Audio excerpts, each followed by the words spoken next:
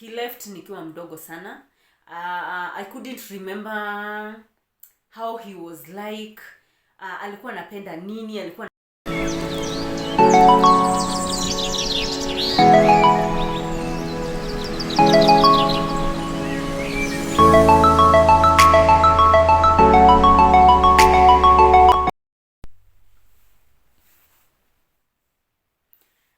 Hi guys, welcome and welcome back to my channel. Thank you very much for your support and coming back. If you're new here, my name is HILDAH and this channel is all about inspiration, mental health care, self-care, which is a part of mental health care, and along the way I'll introduce you to my siblings and share what we do when we get a chance to be together. Now, each and every time that you see me around this corner, it means that it is another day with a different story to share and inspire someone out there. And the purposes of this channel is to inspire, to reach to someone out there, be it a parent who is struggling to raise their kids on their own, that is whether it is a mom or a dad, and also to reach to the young generation out there who are going through the same thing and all that. So stay tuned, just get a cup of coffee and let's do this. So today I feel a bit excited about what I'm about to share. Because it is something that I've been asked by so many people about. Oh, your father akiona hii, oh, do you talk to your dad, oh, is your father alive, and all that. And as I mentioned earlier, yes, he is alive, and today I'm here to share about a journey that began the day he came back home. And what I would begin by saying is, growing up nikiwa mdogo around class 1, 2 huko, I knew him and he was at home, but I cannot remember much of what we used to do. I can't remember, I don't remember any daughter-father relationship that was there nikiwa hiyo age. I cannot remember, meaning probably as much as he was there at that particular moment, he wasn't there to bond with us or to do all that, to give us love as her daughters and all that. So I cannot remember much of a relationship that I had nikiwa mdogo sana before I went to school. So bado nikiwa mdogo, he left and went, and I came to learn later on where he went to after nimekuwa mkubwa na all that. And as I mentioned earlier, he came back around nikiwa either class 8. Yes, nikiwa class 8. That is when he came back. Or form 1. That is when he came back. I cannot remember the details very well because it was not of my concern him coming back. If ningeulizwa, I would have wished he's there, and he never came back because, as I mentioned earlier, our mom was so close to us and she was prayerful, and we kept cheering her up and we kept that bond, that togetherness, because atungelelewa na shida hivyo vyote and then we fight amongst ourselves. No. So to me, I was contented with her and being raised by her alone and all that. It got to some point nilikuwa nimezoea niko na mzazi mmoja. Actually, it was not a bother to me because he wasn't here. And yeah, so he's coming back after, I don't even know how to say this, but his comeback was after cool years.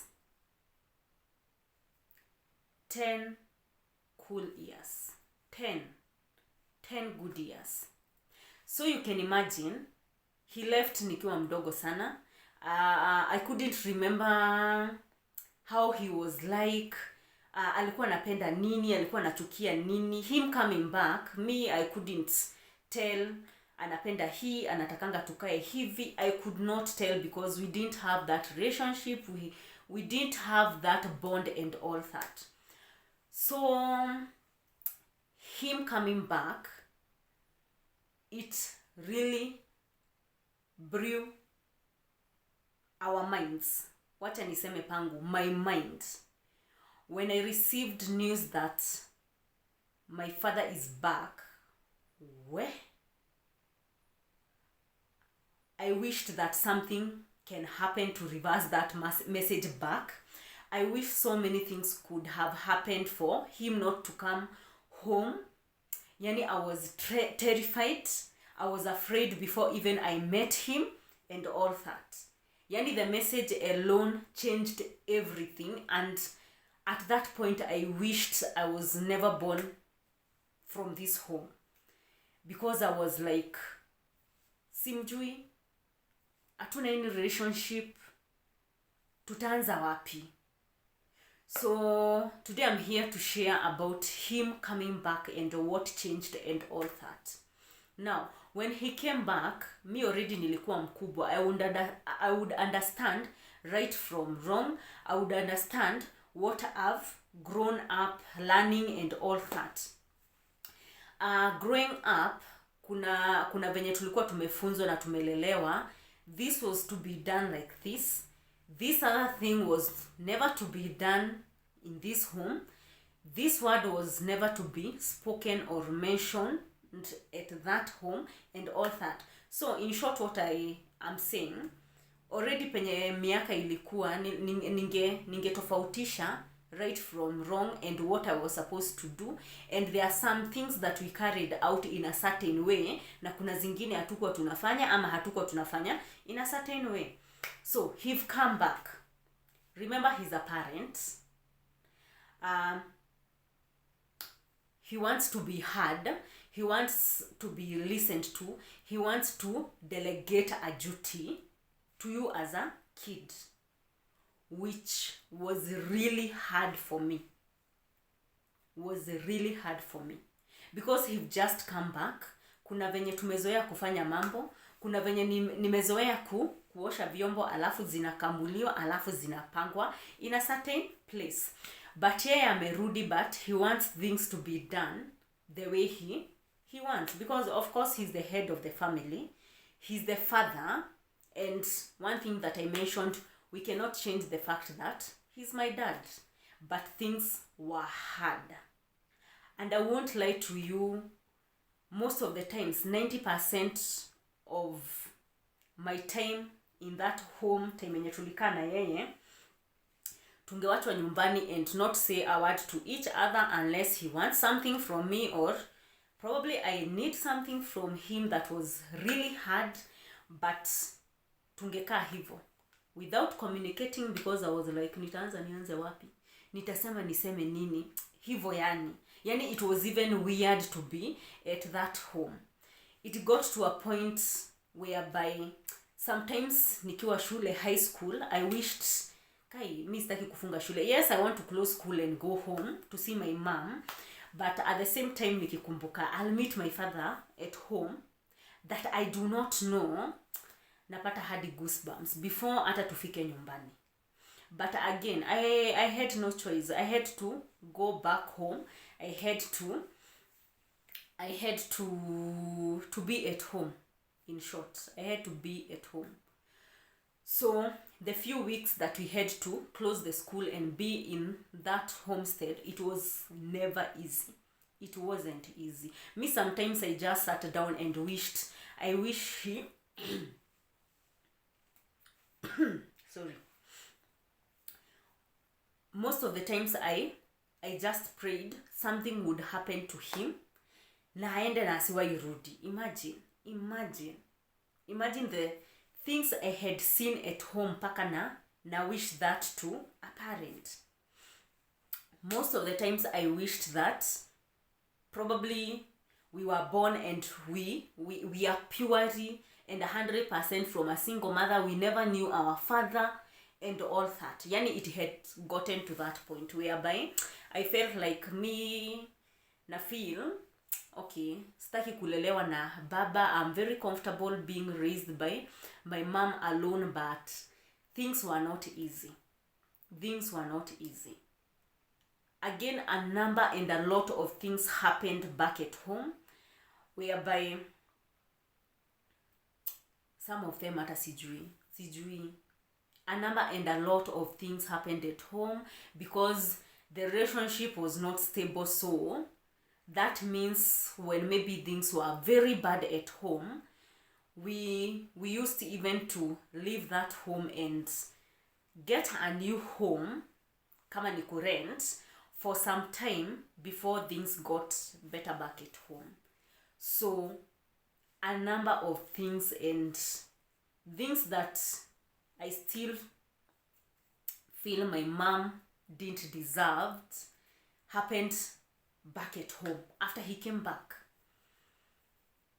The other thing, I'm not sure, but I don't think he believed in us.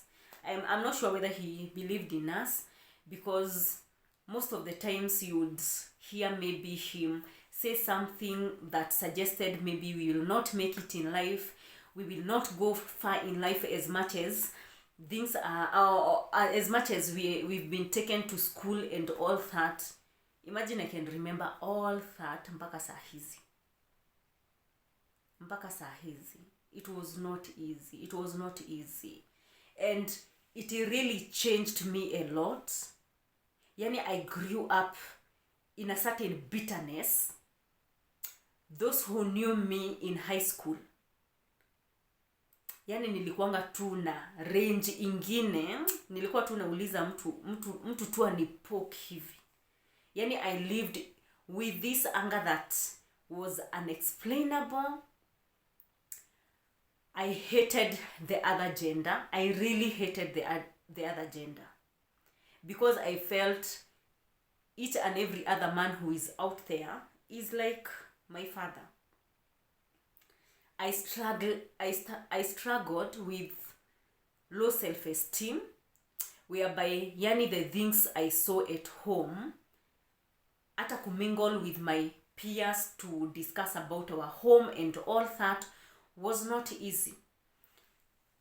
That made me isolate and distance myself from peers, and I didn't want to see them, and I didn't want to go anywhere, including church.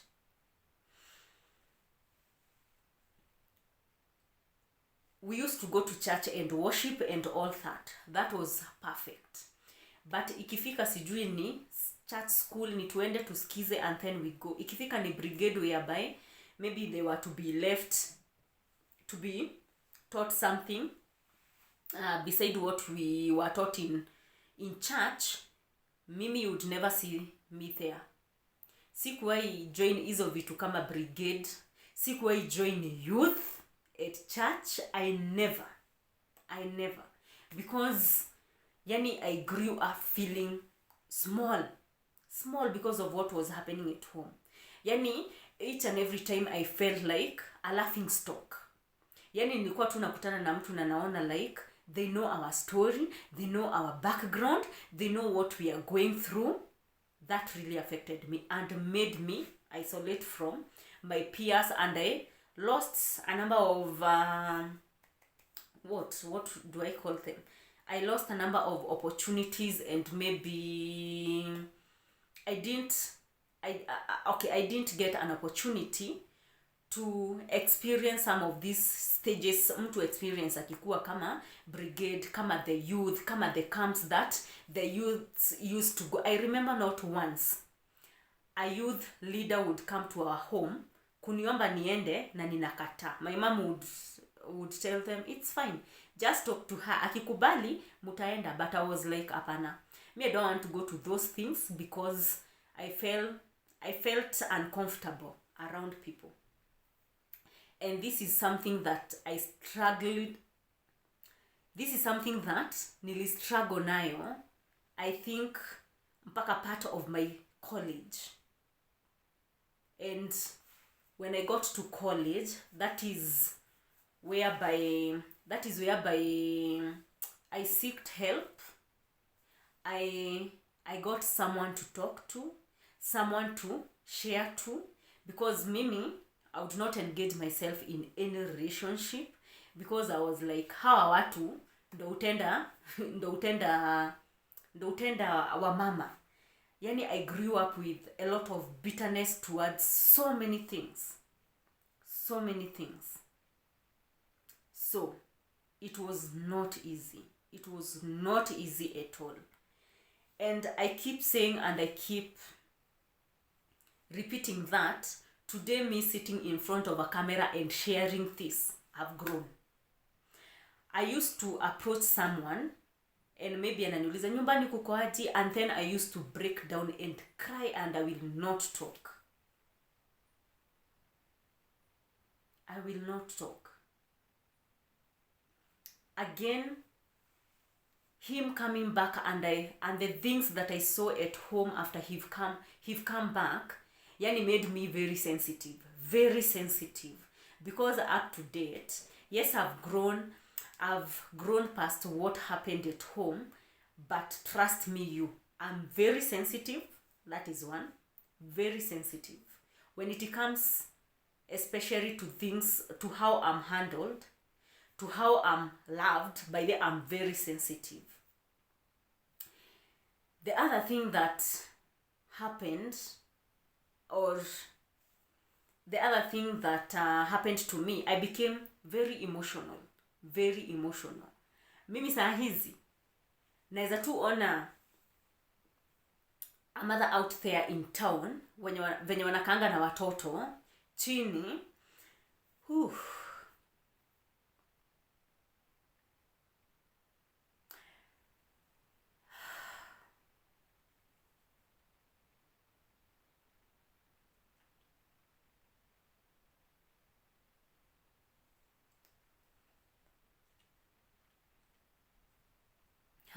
Oh my God.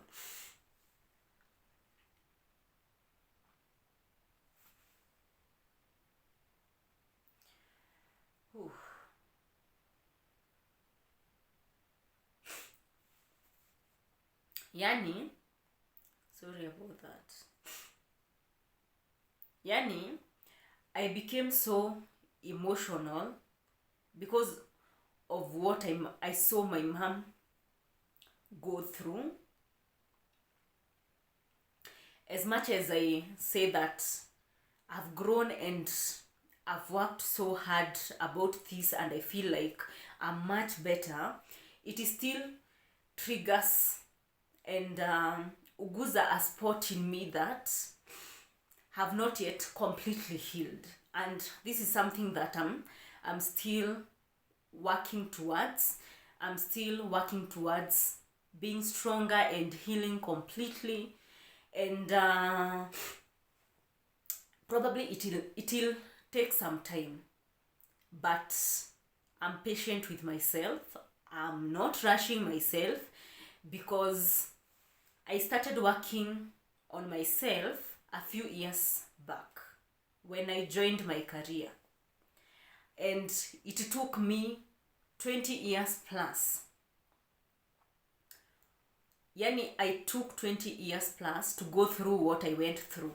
So I don't think this is something that I can work upon with one night. I don't think this is something that I can get over in a day or a month or a year.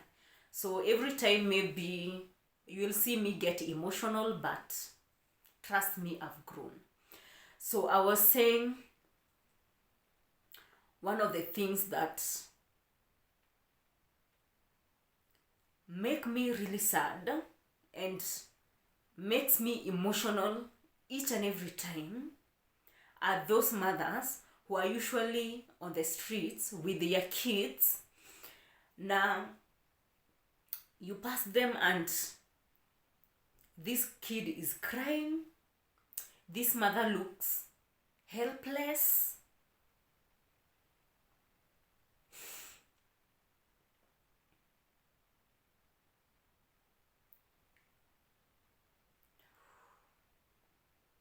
that thing breaks my heart.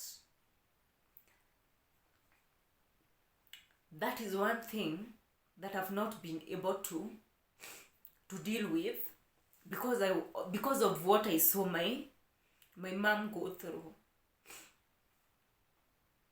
Yani, she went through a lot, and she went through a lot of pains. I saw her through her worst, but the right people came through for her to make things easy. And my wish and my prayer is God to locate the right people to these mothers out there. Yani, it breaks my heart just for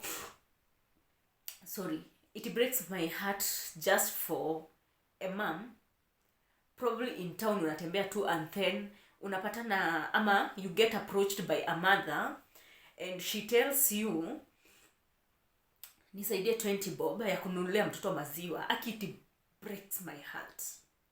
But I pray that God will locate the right people to you. I pray that God will locate someone who will make things easier for you until your siblings are old enough to take care of themselves and all that. Back to my story. After my dad came back, the things I saw at home really changed me, and I've said they made me very sensitive in terms of how I'm handled, especially ikikamni an affair, and I became very emotional. So it has taken a lot of work to deal with what happened, and maybe I can list and I can mention the things that changed after he came back. One of it, I said I grew up having a very low self-esteem because every time I was in the midst of people, I saw them, or I thought that they knew what was happening back at home and all that. So I avoided people, I avoided social groups, I avoided my peers and all that. The other thing that happened, I really hated this other gender. I really hated them. Hated them. And it has taken the grace of God to know that not everyone is my father, and there are good people out there. It took a lot of work to even mingle and talk with the opposite gender and all that. The other thing that came about with him coming back is being very emotional, because I would see my mom break down now and then. I would hear him maybe ameanza kukwolo and my mom ameanza kulia and all that. I hated that. And thanks to people who talked to me, thanks to people who keep cheering me up, thanks to people that have made me who I am today, that shared my pain and made this burden easy. Aki used to cry like every day, especially kama siko karibu na nyumbani, and I'm like, how is my mom? How are things back at home? It was never easy. But one thing that I came to learn, nilikuja kuona, unless I pray for this home, there's nothing much that I can do, because they are my parents. Siezi watenganisha. That is another thing.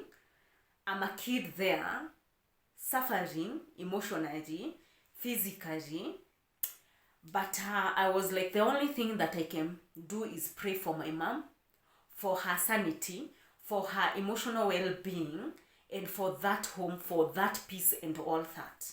That is what I used to pray for, because niliona things will get messed up. as a firstborn. Yeah.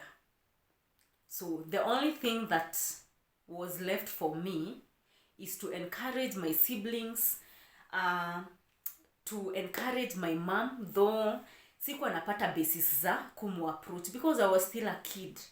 Na unajua, in our culture, you cannot just maybe sit a parent down and discuss your father and all that, but deep down, every time, especially venye tu nilikuwa nakuwa, I was like, no, I have to sit her down, let her know that we are suffering emotionally and all that, and maybe find a solution to this.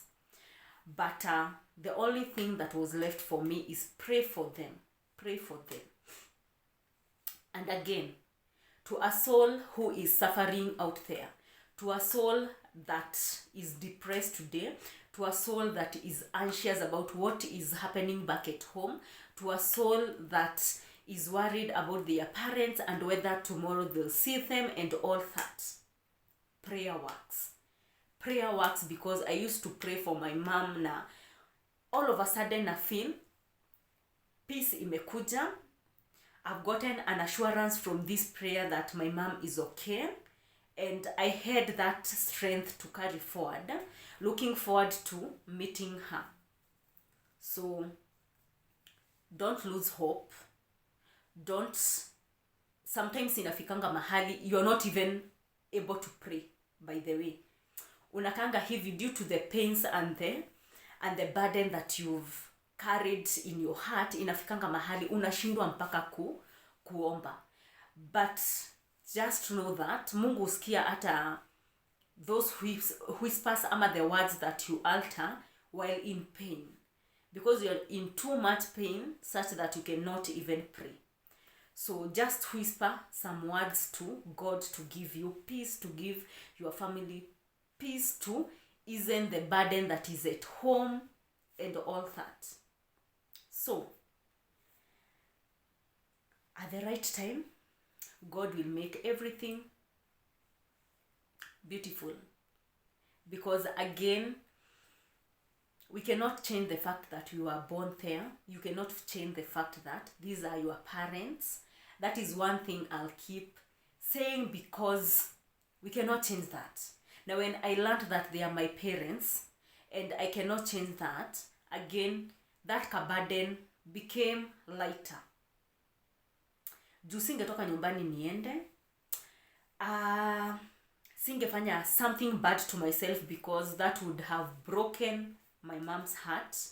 But I kept hanging on there and praying to this family that Mungu atusaidie, Mungu atulinde, Mungu atupatie amani and all that. And I'll come back and share with you people how things are since I made a decision to better myself, to deal and to face what happened at home, to deal with the pains and the burden that I had, the fact that I carried my father for a very long time. I'll come back and let you know whether it worked, whether I'm still making myself better. Pole pole too. It has not been easy, but right now things are much better than they were 5 years ago. And I pray and I hope that things will even be much better as we move forward. To a soul out there who are in pain today, I hope this gets to you and gives you hope. Thank you very much, guys, for being here, for listening, and I hope that you get inspired and you get encouraged with my story. And a disclaimer, I'm not here to do this for empathy. No, not empathy. For sympathy. No, I'm not here to do that. If I needed sympathy, I would have done this a long time ago. Yes, I may still be emotional about my story. I may not have healed completely about what happened to me, but I'm just here to inspire someone, because 20 years ago, I was in another situation that I'm not in today. So today, at least I can sit a youth out there and share my story. And to people that I've talked to, I've shared my story to some of them, just to encourage them, to let them know that there is hope. Yes, I may not be where I would want to be today, but I'm somewhere better. And that is why today I can smile and tell someone out there there's hope, there's God who works wonders and who performs miracles. So yes, I'm just here to inspire parents out there who are struggling with their kids, and youths out there who are being brought up from such homes. So thank you very much for consuming my content again. Kindly share this video, do at least zifikie the right people. And do not forget to subscribe. Tell a friend to subscribe. And kindly again leave a positive comment. In case of any questions, I will be leaving my email down below. You can reach me via that email and I'll get back to you. Thank you very much and have a good evening. Almost 12:30. Have a good night, not evening. Have a good night and God bless you all. Until next time, bye bye.